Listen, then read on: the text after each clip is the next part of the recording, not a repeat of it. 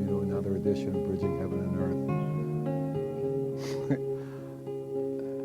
You know, it's just a really, you know, let's just say there's really an opportunity for us as human beings. I mean, it was interesting because when we set up here, I mean, we're at a place, you know, I guess a lot of you know how television is, and when television's done, there's a lot of equipment, and we have tonight like 4 cameras set up and all kinds of audio and lighting, and, you know, there are people everywhere, you know, doing those functions and behind the cameras and doing floor direction and directing the show and all that.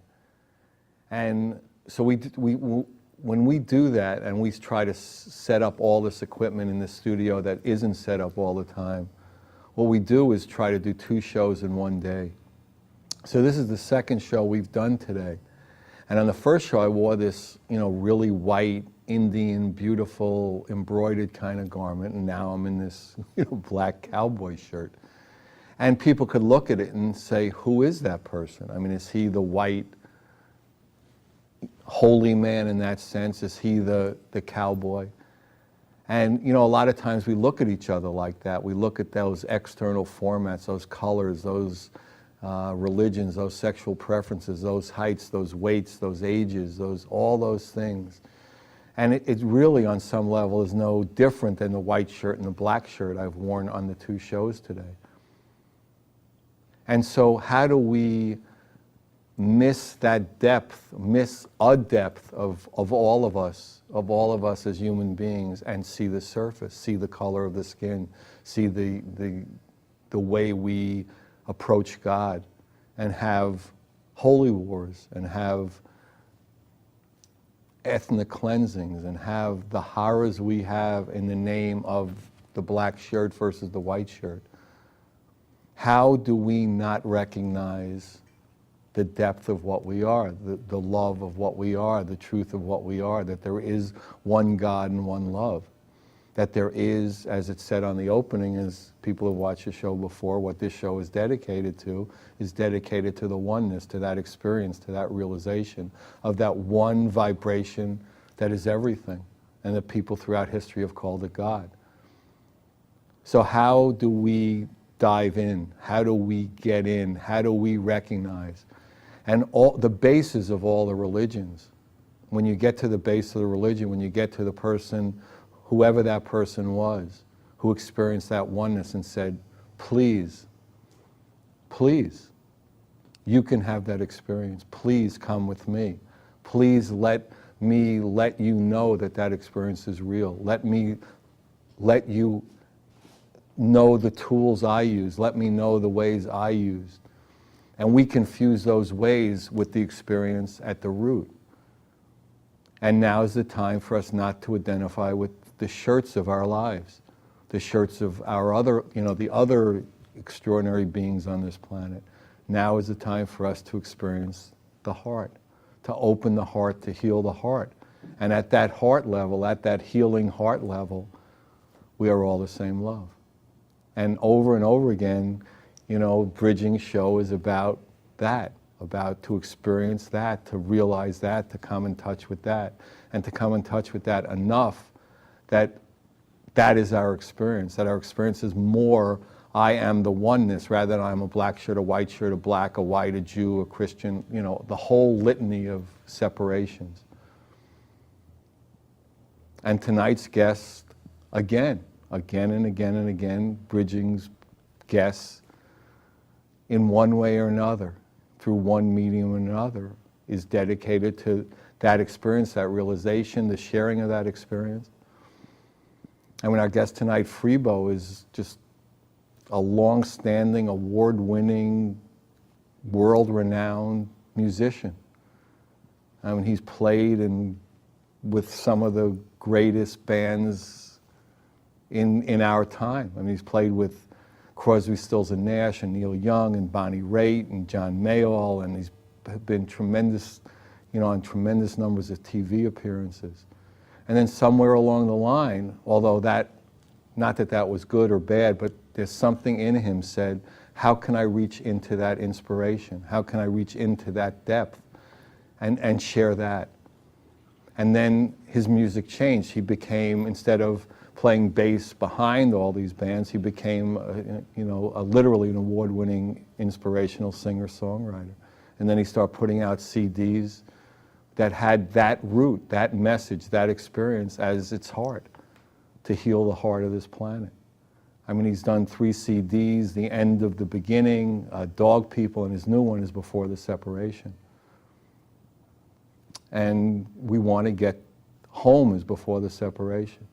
What was the experience we had before we separated from each other, from the love, from God?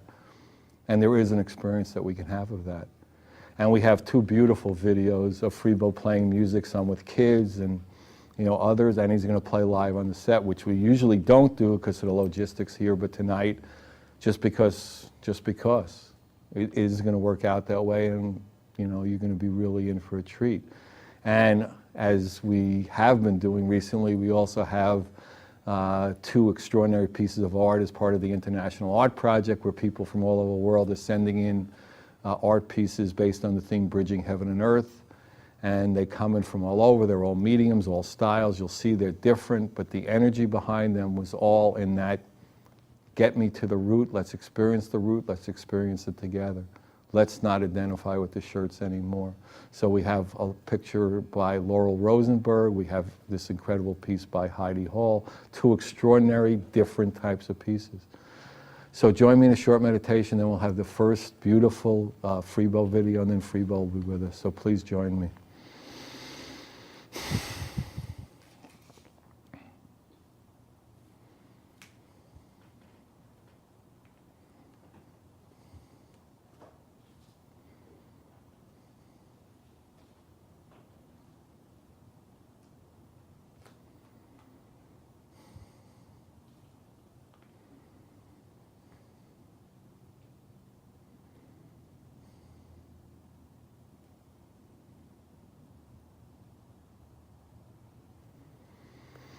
Thank you. So we're going to start the show tonight with a beautiful video. Get a feel for Freebo by this video. We are all one people. Music by Freebo, written by Freebo. It's beautiful. Enjoy. This is called We Are All One People.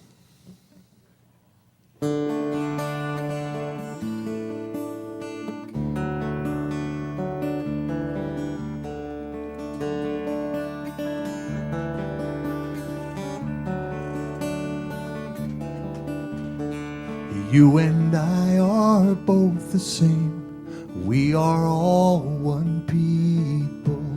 Open hearts and open minds. We want to be peaceful. We all live in one big world. All the boys and all the girls. You and I are both the same. We are all one people.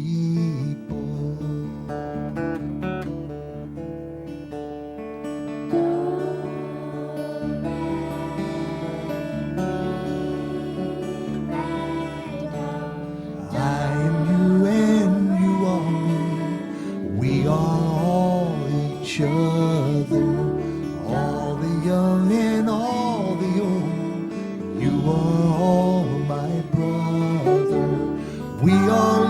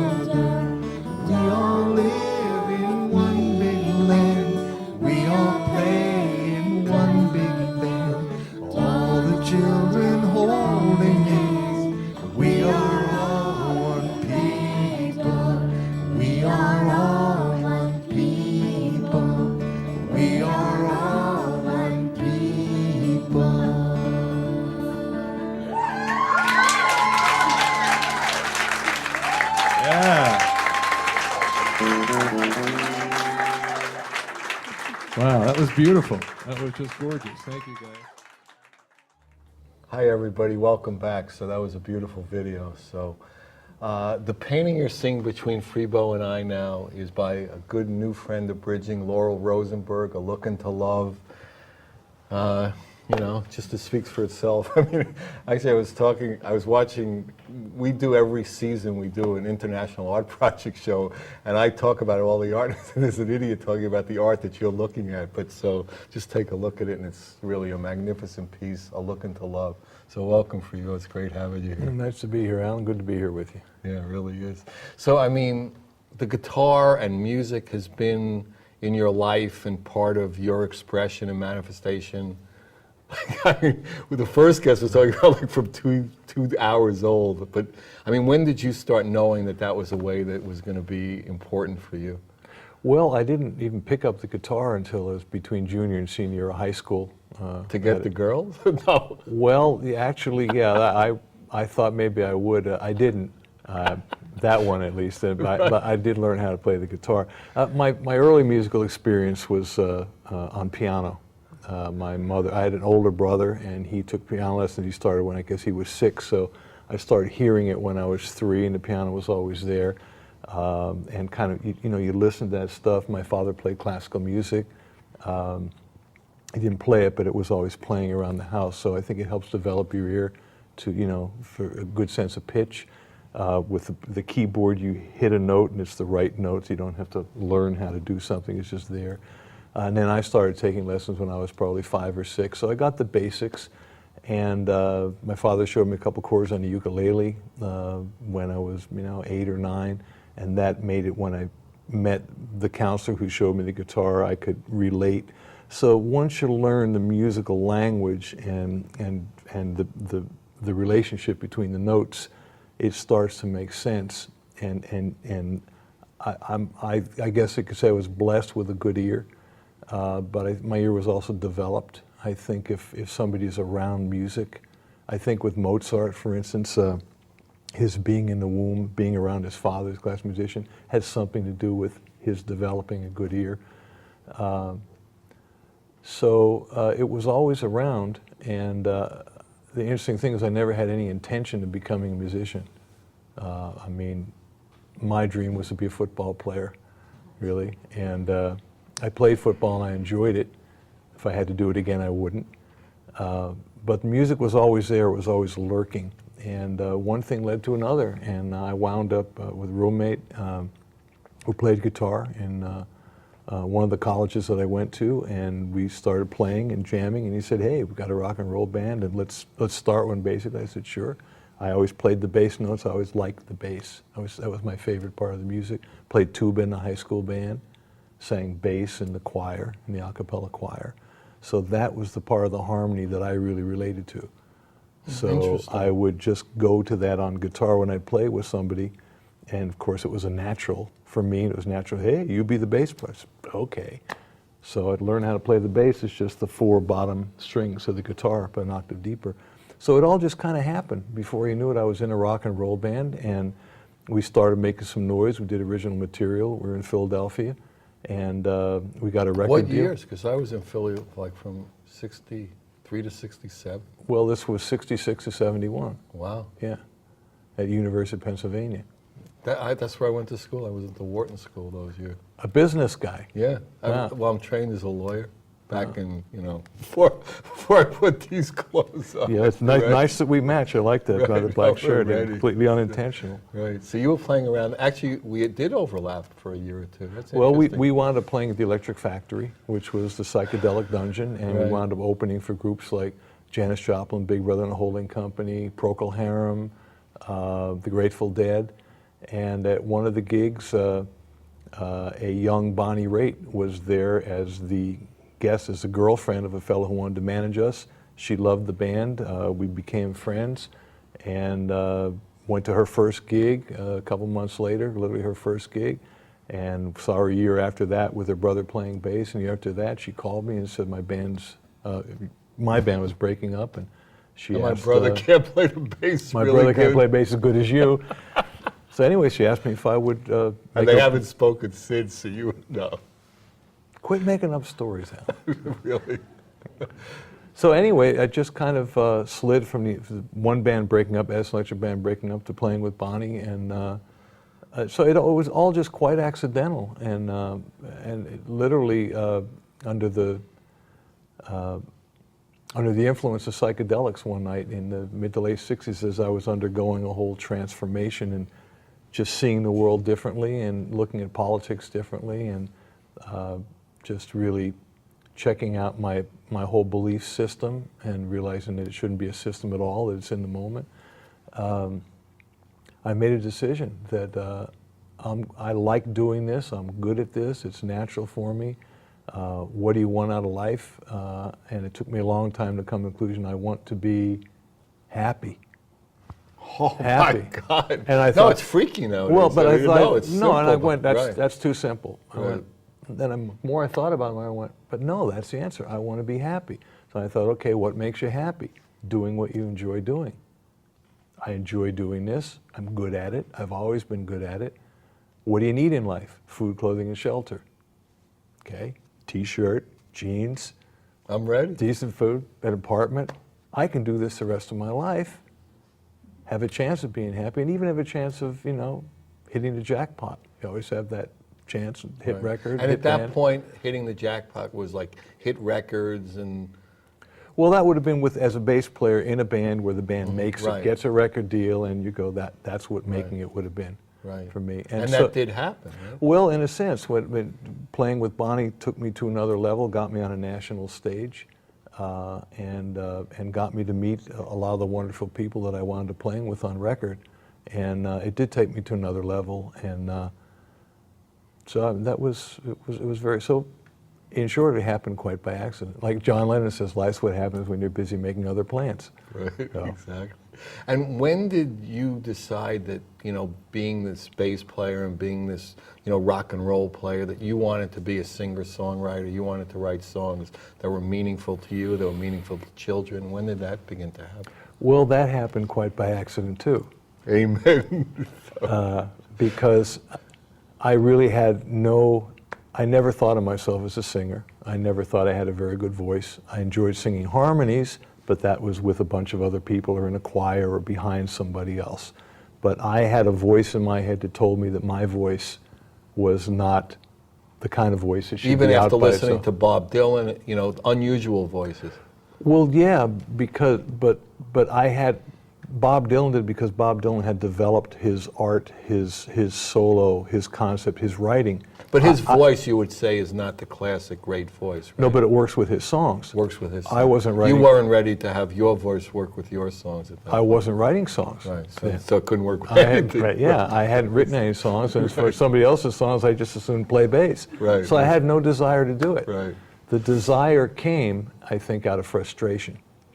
And the frustration was playing in enough bands and enough situations where I always had these ideas. I had arrangement ideas and harmony ideas and lyrical ideas, conceptual ideas, ideas that the other players should play. Hey, why don't you try this? Hey, why don't you try this? It's like, hey, why don't you just shut up and play your own instrument? Right. You think you're so good at a bass Yeah. that you shoot your Yeah, mouth? just Are you play- leading this band Well, or are it's you a- playing bass? Well, exactly. No, I And- understand. but I kept I've thinking, been around people quite like that myself. but I had the ideas, I know. and the ideas had no vehicle. Right. They had no receptacle to go in. They had no place to go, and so they wound up churning inside me in frustration. And was that for a long time, Earth time? Earth time? Yeah, no, a lot of years. I mean, it could seem like a long time. No, in infinite time, it's Well, like a infinite breath. time, it's But nothing. But right, there you go. In Earth time? Yeah, we'll talk Earth time. Earth time. Let's talk Earth time. That's good. Okay. In Earth time, I don't know. I'd say probably 10, 15 years. A at lot of Earth least. time. Actually, I'd say probably about 20 years. Wow, that's 20 a years. gestation Earth time. Yeah, I'm a slow Right, learner. It right. happens when it happens. Right. And I decided one day that it's the singer and the songwriter in the band who has the control, who actually can say, hey, why don't you play this? Why don't you play They that? actually listen. They actually listen. So I thought, and you hear enough of your friends writing these songs, you go, I can do that. Well, the proverbial mirror looked back at me one day and said, well, then why the hell don't you? Right. How about it after Yeah. 20 years, Earth time? Exactly, Earth time, and the proverbial, yeah. So I started hearing that, that voice come back to me, why don't you? And when was this? This was like This is around 99? it's about 1985, Oh, actually. 85, Yeah. wow. And it was when the organizers came out. Remember those organizers? Right. And I said, I'm going to get one of those things because I'm tired of getting these great ideas and going, I really should write that down. And then you don't write it down, and it's gone. Got an organizer, and I said, next time I get a good idea, I'm going to write it down. And next time I did, I wrote it down. I went, ba-doo-ba-doo-ba-doo-doo, ba-doo-ba-doo-ba-doo. That's cool. I went, ba-doo-ba-doo-ba-doo-ba-doo-ba-doo-ba-doo. Wow. It started the lyric thing. We started the rhythm. My mind took the rhythm, and I said, I can put music to that. And the songwriter me was born. Wow. And then it took another 14 years Earth time for the CD to finally come out. Because I stayed on the demo level because I didn't realize that I was riddled with fear. And that was the fear of singing. It was the fear of really putting it out there. And so I found every excuse in the book unconsciously. I had no idea I was doing this till I started doing the work. It's amazing because we were talking a little bit about that earlier. I mean, it's like, what do we got to lose? I mean, who gave a crap about your CD, and yet we're so I fearful. beg your pardon? I mean, just because, I'm kidding. yeah, you know what I mean? I mean, Yeah. it's interesting how, like, it can take us 14 years to, and you've been a musician, a world-renowned musician, and still on that level, to, like, a little bit outside the box, and fear is just, like, all over. It's amazing, isn't it? And I was so removed from my fear, I was so unconscious that I didn't even know. You say, how do you feel? I go, I feel all right. Well, all right's not a feeling. Okay's not a feeling. So I think what had to happen for really to become an artist and to become more complete in my artistic expression and ultimately my spirituality, because I think creativity and spirituality are really one and the same. I had to start doing the inner work, and that was looking at the mirror, looking at me, saying, why don't you, and starting to look. And I think the first thing that happened to me, allowed me to do that, the first step, as it turns out, was getting sober. Wow. That's So, I mean, what- in terms of I mean, you'd been drinking as part of being a musician, as part of sex, drugs, and rock and roll. Sex, drugs, and rock and roll was For that from the time you were 15 to a lot of Earth years. pretty much. Yeah. Drinking. I mean, would you say that in the classic definition, you were an alcoholic all that time? Technically an alcoholic. I mean, they say alcoholics alcoholic. never admit to it, but Well, my drug of choice actually wasn't alcohol, it was pot. And I did psychedelics. I mean, I did a little bit of everything. But what I heard that really, really hit home was living life on life's terms. And I realized I wasn't living life on life's terms. And once I decided to do that, and as I got more and more sober, I got more and more clear. As I got more and more clear, you realized how afraid you were. I began to feel my feelings, and as I felt my feelings, I began to realize this myriad of stuff is going on with me that I was so removed from for so many years. I mean, the society does it to you. I mean, we're addicted to so many things, television and the kids with the iPods and computers, and there's always something going on. There's all this noise going on all the time. And as I get older, I'm doing my best to try and minimize the noise, create more space, allow things to come in. I'm not so good at it yet, but I get better and better every day. Wow. Hallelujah. That sounds great. No, really.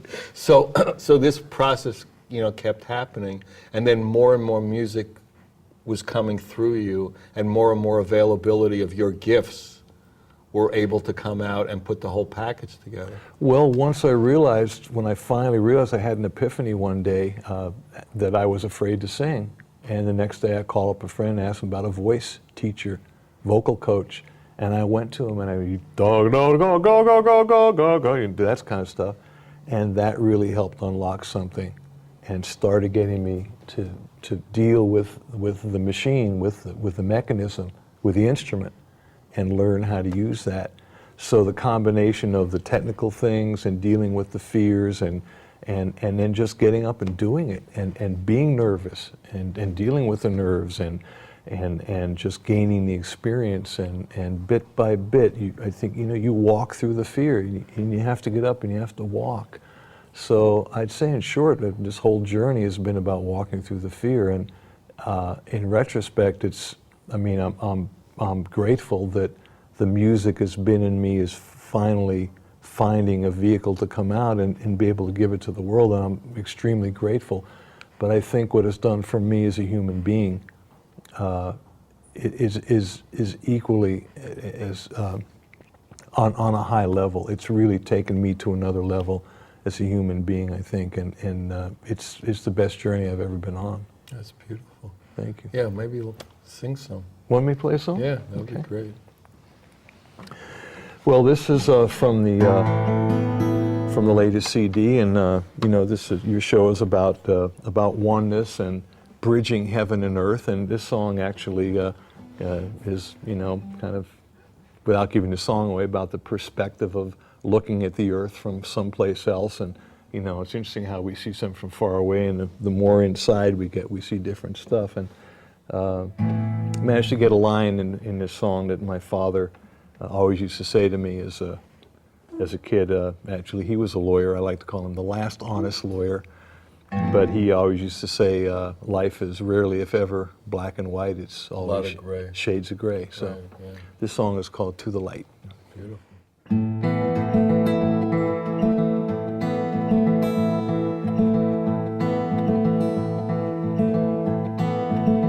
I've heard it said, the earth looks peaceful when it's seen from outer space. Such a pretty place for you and me. How do we hear the wisdom of the crickets in the night, singing out of sight from way down here, where there's only right or wrong? Why can't we just try to get along? I've heard it said, there's 100 million galaxies of light, lighting up the night for you and me. We could be just as peaceful as the earth from outer space, living in a place of harmony. Harmony, oh, such a lovely sound. Why do we put one another down? Just consider that there is no wrong or right, and consider that there is no black or white. There are always shades of gray to help us find our way to the light, to the light. I've heard it said, every culture has a history in stone, dances of their own they like to do. Wouldn't you like to be accepted just the way you are? Is that really hard to see? Couldn't we find a way to understand and blow away that line in the sand? Just consider that there is no wrong or right, and consider that there is no black or white. There are always shades of gray to help us find our way to the light, to the light. Dee-dee-dee, dee-dee-dee, dee-dee-dee, dee-dee-dee.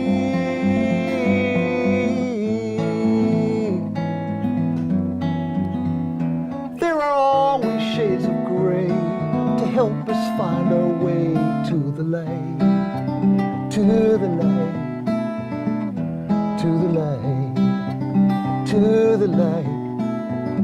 I've heard it said, the earth looks peaceful when it's seen from outer space. Such a pretty place for you and me.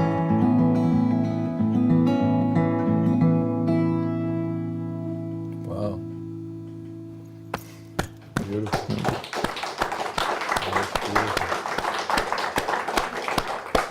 Actually, so now that we have Freebo singing, but he put his guitar down. Maybe we'll play the second video of Freebo playing before the separation. So we'll play that, and then we'll come back and have some more live music and more talk. So Freebo before the separation.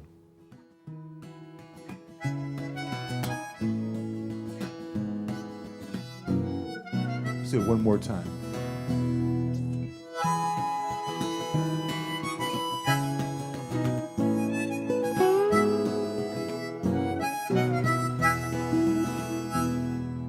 Was it an illusion back when I was young, when everyone was living on a promise? In unity and dignity, together we were one, believing in the freedom of a dream. Once upon a great frontier, not so long ago, the hope of man and earth were so connected. This beautiful creation, here to help us grow, is watching as it slowly slips away. On this carousel of madness, on a horse to kingdom come, I see our dream just melting in the sun. Won't you take me back to Eden, to a time when we were one, before the separation had begun?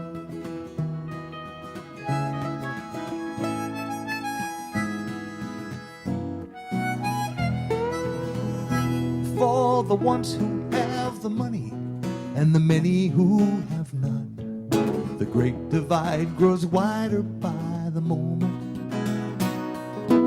Equal opportunity doesn't mean a lot to the one who has to struggle to get by. On this carousel of madness, on a horse to kingdom come, I see our dream just melting in the sun. Won't you take me back to Eden, to a time when we were one, before the separation had begun? Hiding in our lives, we blindly close our eyes. Safe but not so sound, no freedom to be found, no.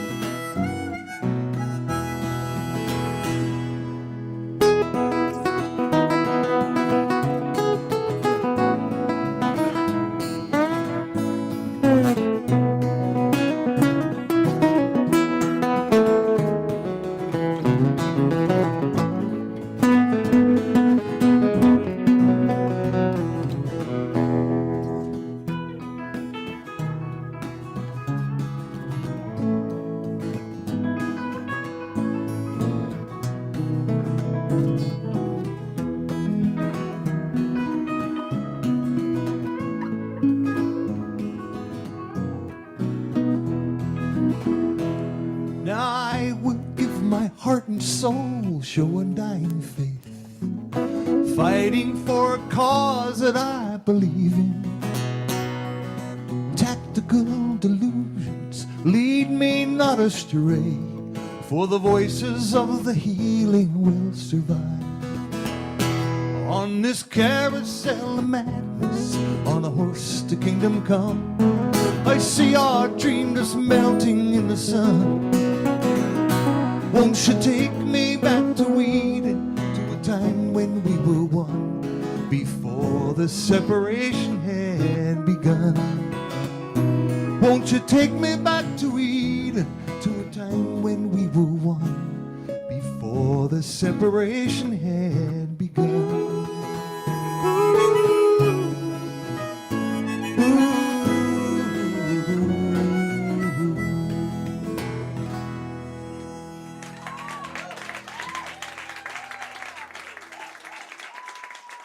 Thank you. Hi, everybody. Welcome back. So that was a beautiful, beautiful video, wasn't it? So in the picture you're seeing now in between us is a beautiful Kuan Yin by Heidi Hall. It's a beautiful piece. We just actually took it out of a gallery opening we had in a gallery exhibit that was in Santa Barbara that we had like 65 pieces from the art project. And if anybody's interested in participating in the art project, any piece, any size, any format, anything that it manifests through you through the experience of bridging heaven and earth, contact us. You've seen the graphics go across the screen. So Freebo, when you were writing before the separation, and you know, what sense were you getting? I mean, how did you think about like getting back to Eden? I mean, how did that, that fearless state, that state of joy? Well, what struck me, for what inspired me to write the song is originally, and it's funny how the song, it kind of, a lot of people say it writes itself. I don't quite subscribe. I think parts of it do write itself. I think there's two parts to writing, I find. There's the inspiration, and then there's the craft. And the craft is, it doesn't write itself. You sit there and you work at it and you say, okay, what do I want to say? What's the best way to say it? I like this line, but is there a better way to say that? Come up with a good metaphor. The rhythm doesn't quite work. What I wanted to talk about originally was I think what set me off was the guy who works, whether it be in a coal mine or a factory, for 35, 36, 37 years, and right before his 40 years are up and he's going to get his pension, they find a way to downsize and they find a way to get rid of him. And bit by bit, how the worker has been discounted in this country. And then it got to where the divide between the owners and the workers. I mean, why should an executive make 500 times more money than a worker who's doing the work?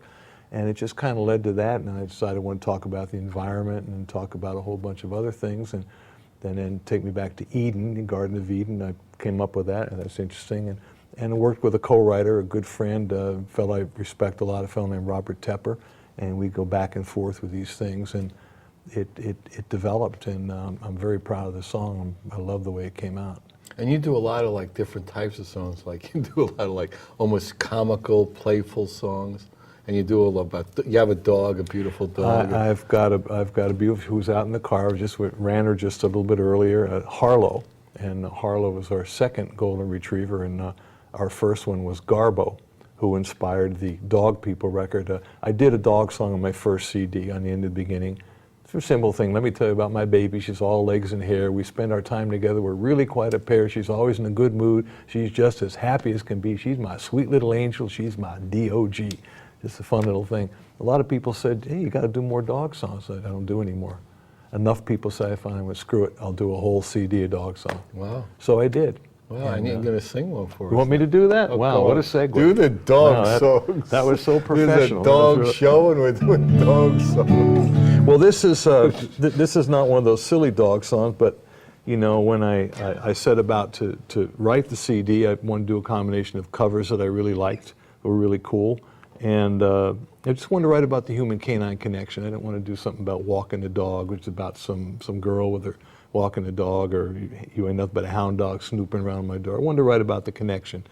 And Garbo really inspired me because in terms of this work and the spiritual work and getting into the moment and just being there and enjoying the moment and living life to the fullest, she personified that. So I wrote this song called What Can I Do to Be More Like You?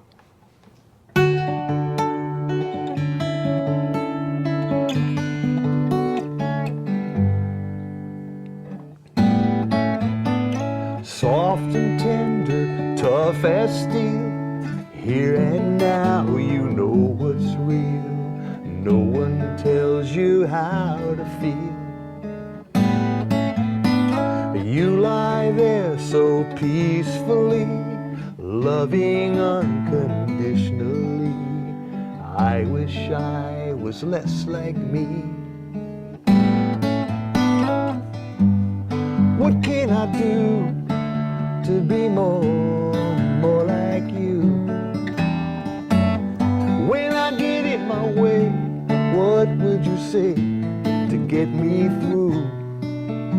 Days like these these I know I need to be more like you.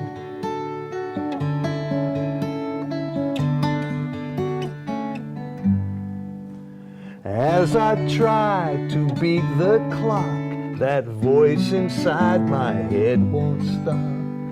You just sit, no need to talk.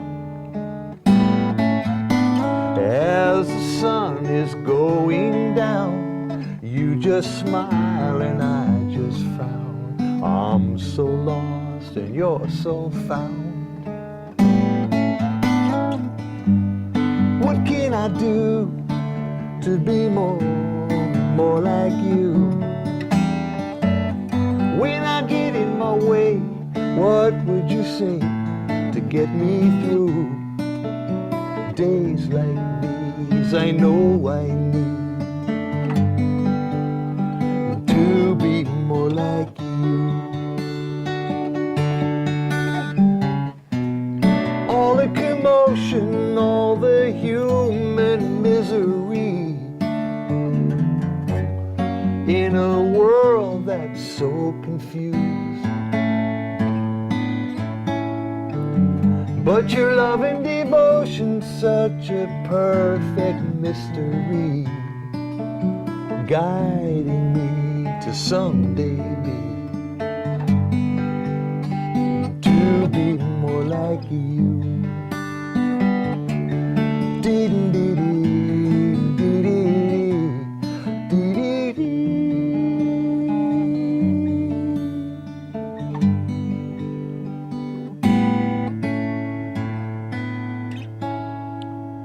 Life is short, here and gone.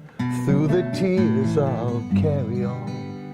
Give me hope and keep me strong. To face my trouble, know what's true. To treat each day like it's brand new. I know that's what you would do. That's what I'll do to be more like you.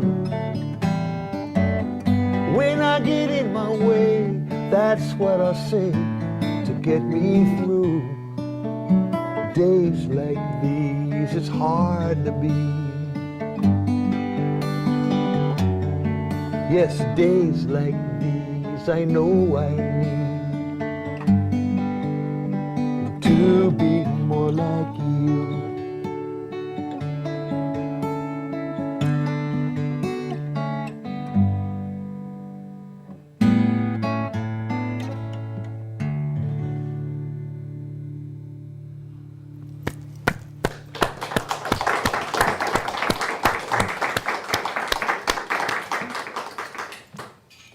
Dog song. Yeah, that's it's funny how you can be inspired by, and I think that's what creativity is about. I mean, it's all around us, and there was my dog going, "Wow, you got it together. I wish I could have it like you." And so Yeah, that it's was kind of it. like, in a way, the fool on the hill. We have the wrong perception of what's successful and what's beautiful and powerful. Exactly. And it's not in the sense of the happiness that you were talking about. It's the fame and the fortune and the stuff that doesn't necessarily, it's not that it's bad or good, it's just, if it doesn't bring you happiness, what is it? Well, it's Eckhart Tolle. It talks about form. It fits into form, and we're so conditioned to fit into form. And like he says, and I'm a big fan of his. I mean, I think he's talking about it. Guys on a high level came in here at a high level. He's the real deal. And as he says, all form crumbles. And so the more that we, identify with form, I mean, there's something that's not real about it. And what is real is the moment, what's happening in it. And again, the Garbo had that so together. So I guess there's lessons in everything. And So you wanted to do one more song in this set? Yeah, That'd be actually, great. if I Why don't may. you do that?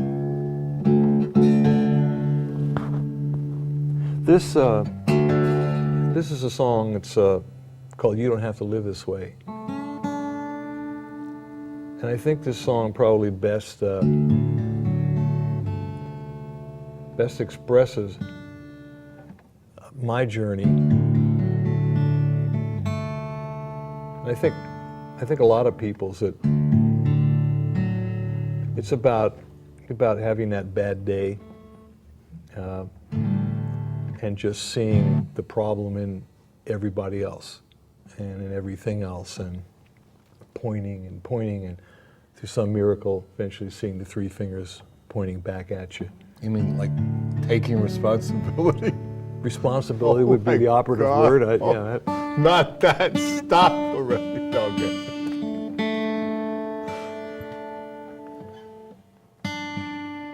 yeah. And of course you can't put responsibility in a, I do have responsibility actually in a word of mine in stand up. We knew you could do it.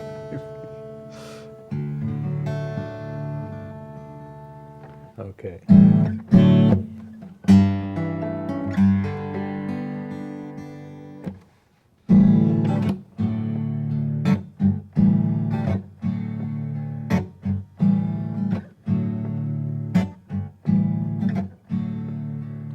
You come back dead and dirty from the war outside your home, and you wonder why your destiny has left you all alone. You dignify your suffering, but deep inside you know you don't have to live this way.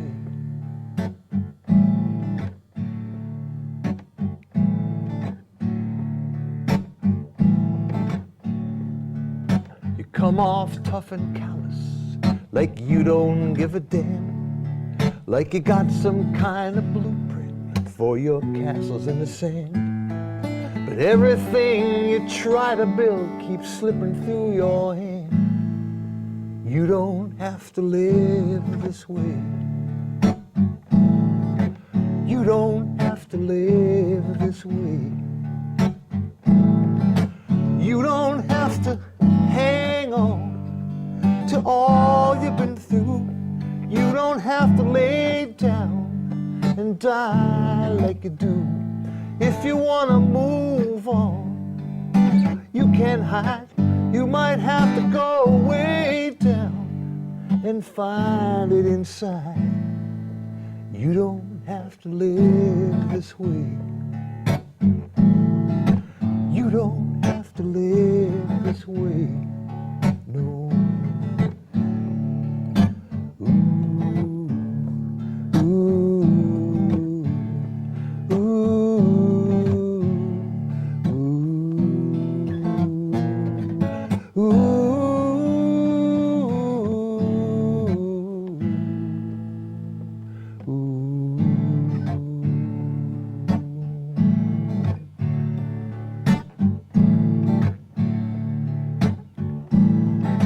You don't have to hang on to all you've been through. You don't have to lay down and die like you do. If you want to move on, you can't hide. You might have to go way down and find it inside. Now you wake up with a longing, feeling like you care, that maybe just today your life's still unanswered prayer. When you think back to your childhood dreams, well child, you're almost there. You don't have to live this way. You don't have to live this way. You don't have to live this way. You don't have to live this way. No. Ooh, ooh, ooh,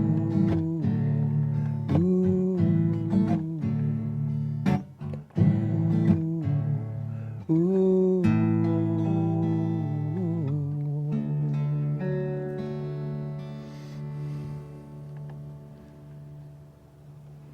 It's beautiful.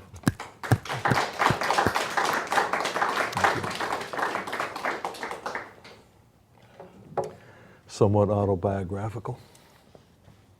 So, I mean, how do you see yourself getting more and more into that childlike state, that open heart, that healed heart? How do you see that happening? Well, it's interesting sitting next to you. No, I mean this as a compliment. I mean, you've got a lot of that. It's called a fool energy, or just kind of being in a moment. I mean, it's how do you get more happy? How do you not take things so seriously? How do you get more in a moment, see the perspective of all things? And I'm doing my best to get to that place. And you and I were talking about the proverbial pile, and it keeps piling up, and the weight that before you know it, the pile gets on top of you, and it puts this weight on you, and it's just overwhelming. And for me, I get so overwhelmed, I just short circuit, and then I split. You know, it used to be with drugs and alcohol. Now it could be with anything.